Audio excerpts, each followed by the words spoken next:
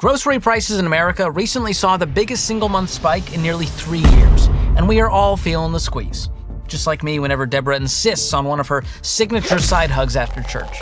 So today, I'll be sharing some of my frugal living tips based on questions you asked, including how to save big when it comes to groceries and food.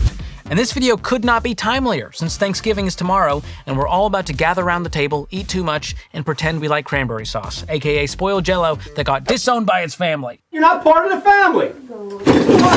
Homemade or bust, don't give me that canned stuff. I don't want it. If I see the ridges, I'm out. My money don't jiggle jiggle, it folds. So without further ado, let's hop into your questions. D-Rock asked, food is a big issue we keep busting our budget in. Some of it is weakness and we give in to cravings. Some of it is groceries we didn't realize we would need. Any thoughts?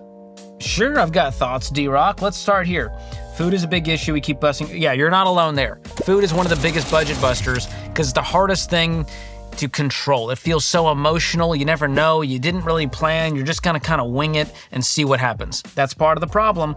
You also admitted, great self-awareness here, some of it is weakness. We're giving in to cravings. So, what if we got ahead of these cravings? What if we decided ahead of time what cravings we were gonna have, and then we decided to crave it when that food arrived in the fridge? That's one way to do it.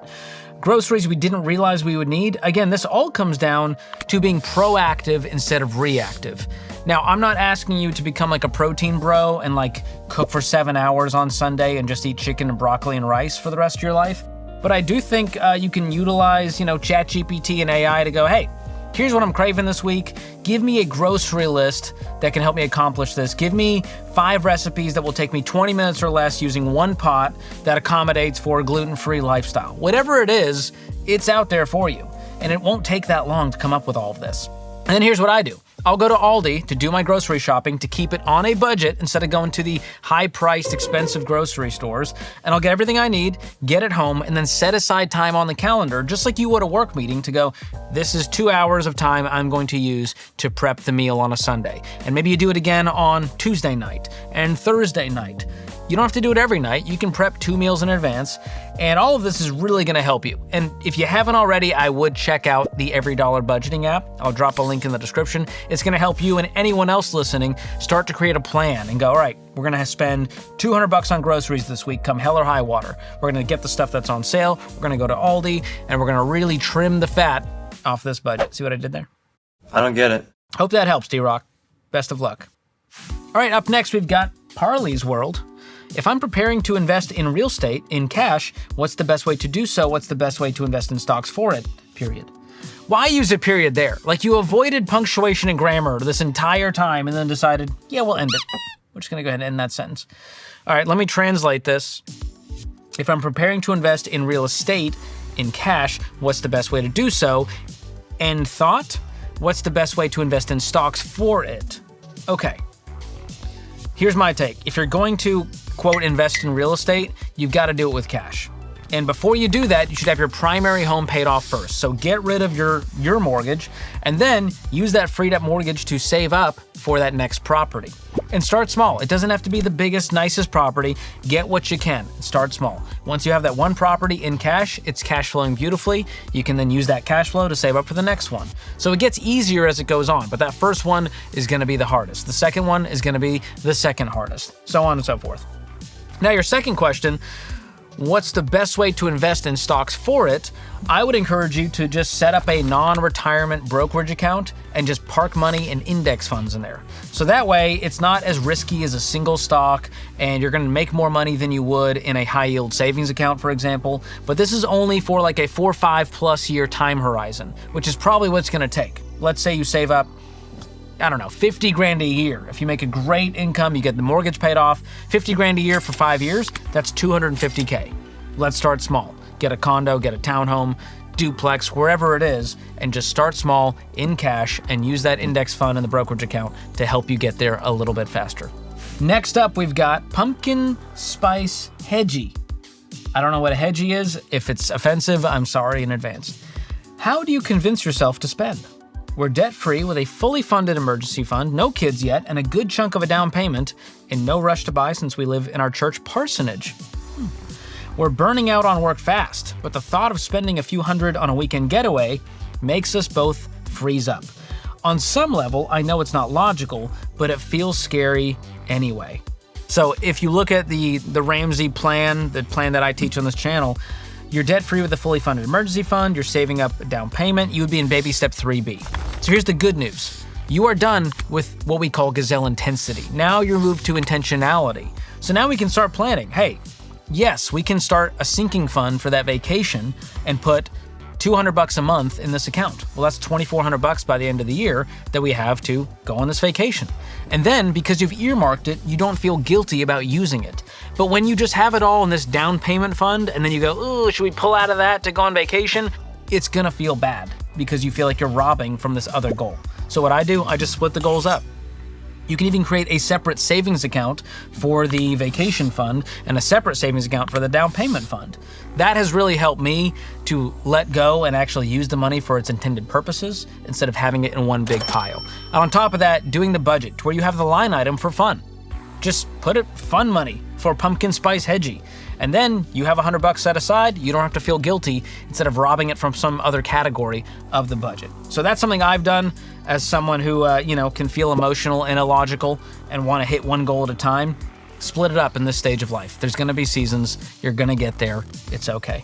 I am concerned about the work burnout in the church parsonage. How are they running you ragged in this church? That's scary. Next up, we have a question from Java Junkie.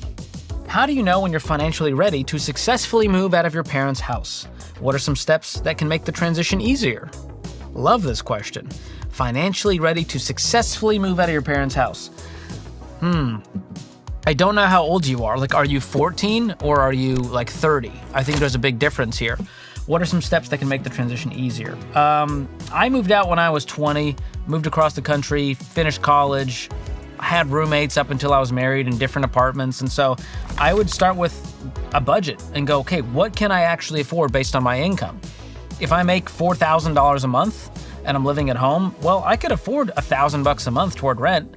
And if rent is $2,000, well, that means I need to get a roommate to be able to afford an apartment in that area I'm looking to live in. So I think looking at the facts really helps. But my general stance is that if you are out of college and you have a full-time job, it's time to move out. I have found that you do better when you have that independence, you mature faster, you excel in your work, and there's a piece of me that goes, your growth is gonna be a little bit stunted if you just continue living at home out of comfort and ease. I think we are wired to be a little bit uncomfortable in order to grow. And so for that reason, I would get out as soon as you can, where you go, all right, what can I afford based on a quarter of my take-home pay in rent, and how many roommates do I need to get there, and how far out do I need to move in order to afford it? So the transition's gonna be a little bit clunky. Make sure you have a deposit saved, you got a little bit of money for some furniture, maybe mom and dad can help you move, or some friends. But I think you'll find that very few people go, man, I wish I was still living at home. That would have been a way better quality of life. It's just not, as much as I miss my mom folding my undies. I have the best mom. All right, next up we've got J Thomas 72. Hey George, what do you define as an emergency that would require you to use your emergency fund? I love this question, Jay. A lot of people assume whatever's going on in their life is an emergency because it feels chaotic and hectic. But the girls' trip to Maui, not an emergency. So here's the 3 questions to ask yourself before dipping into your emergency fund. Is it unexpected? Is it necessary? And is it urgent? If you can say yes to all 3 of those things, go ahead and use the emergency fund and don't feel bad about it. We will replenish it later on. But right now, we have an emergency that needs to be dealt with and we don't want to go into debt. That is the goal. Can we cash flow this with our future income and through our emergency fund to avoid going into debt?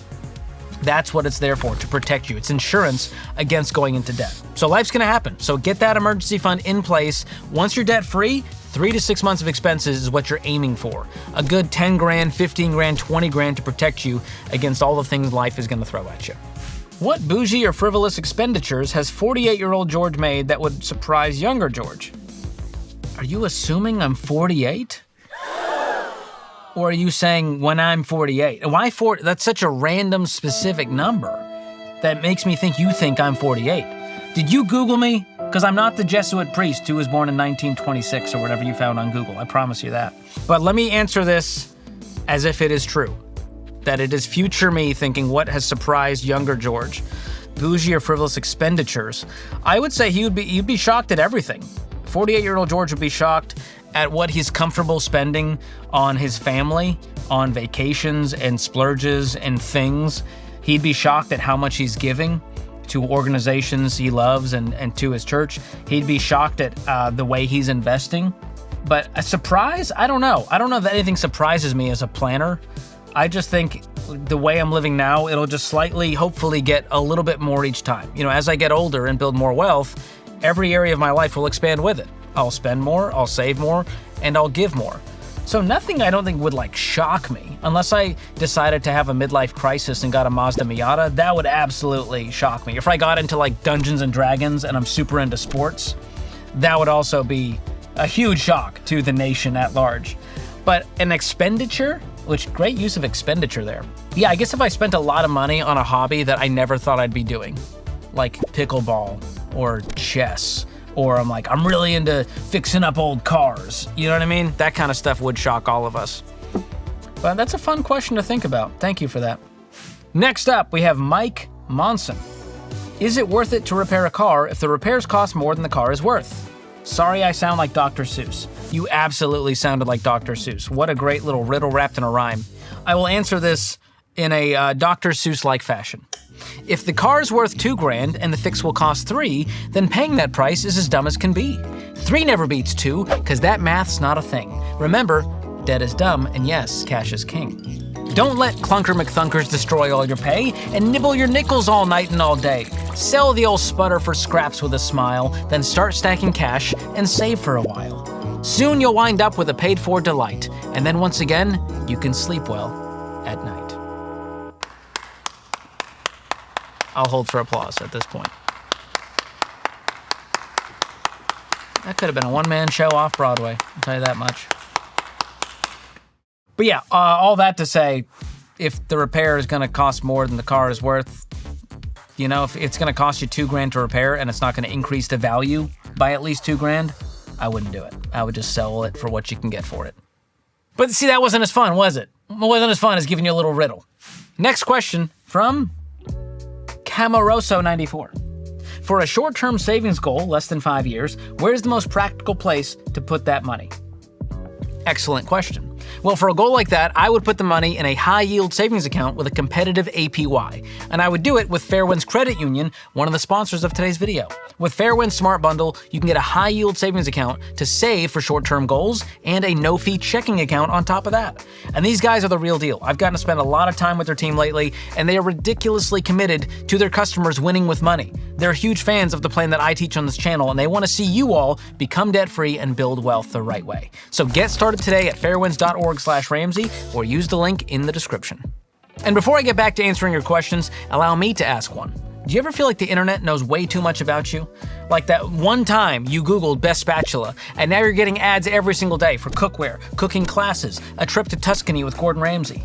Well, that's where Delete Me comes in, a sponsor of today's video. Delete Me scrubs your personal data off hundreds of data broker sites that make money selling your info to spammers and scammers. And once they've done the hard work of deleting your information, they'll send you a custom report showing you what they've cleaned up. It's like a digital maid service minus the tiny soaps. So protect yourself by going to joindeleteme.com/George for 20% off their annual plans, or just use the link in the description below. All right, let's get back to some more questions. This one is from Car Questions Answered. Well, you're asking me a question, so maybe I should be Car Questions Answered.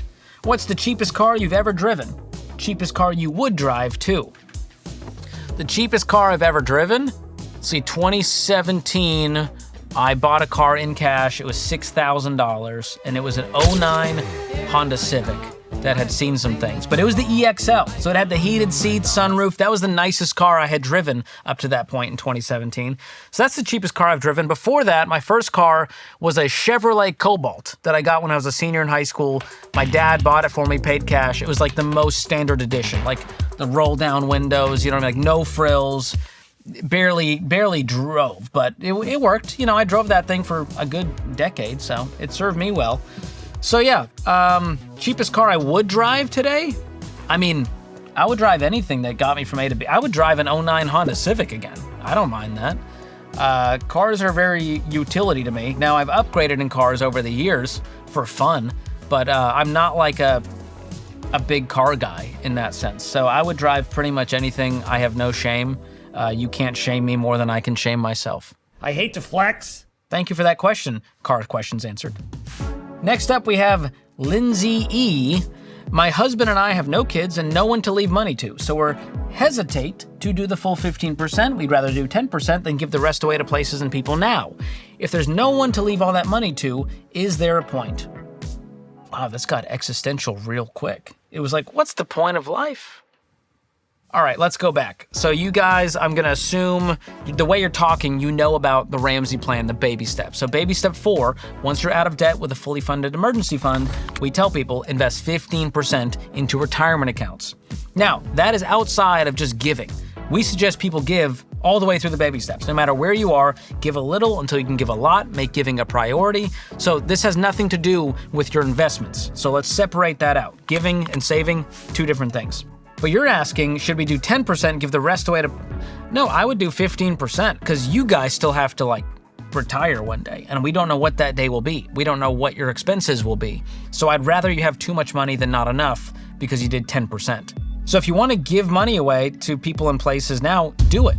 If you want to give a bunch of your wealth away when you guys pass away, you can do that too. But I would not change my investing parameter in order to do something differently now. Great question, though. All right, next up we have Jalen, who says, I'm currently in baby step 2, which means he's trying to pay off some consumer debt. When would it make sense to start a sinking fund for a fishing boat? Thanks. All right, for starters, don't love seeing the word sinking and boat so close together. Not a fan of that. You're in baby step 2, trying to pay off debt. I would not start a sinking fund now. The right time would be once you're debt free, you got a fully funded emergency fund, you're investing 15%. Any money beyond that, you can start throwing into a sinking fund for the boat. I don't know how much a fishing boat costs these days. I'm sure it can range anything from free to $50,000 or more. So I would just start putting away as much as I feel comfortable. Once I got that investment going at 15%, let's say you can throw in $300 a month. That's $3,600 a year. After 2 years, you get $7,200. After 4 years, you're at what, 14 grand plus? That might do it. That might do the trick for a nice little fishing boat. You can always upgrade later. It is a depreciating asset, so in that sense, it is sinking. All right, last but not least, we've got LIB 2000.